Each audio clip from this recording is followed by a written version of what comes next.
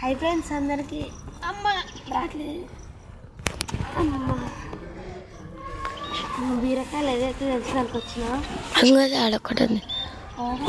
అగది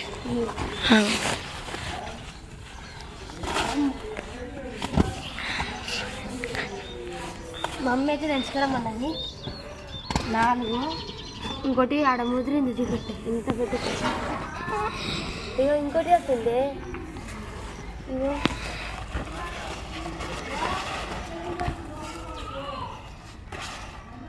ఏదైతే ఉన్నాయి బీరకాయలు ఇంకో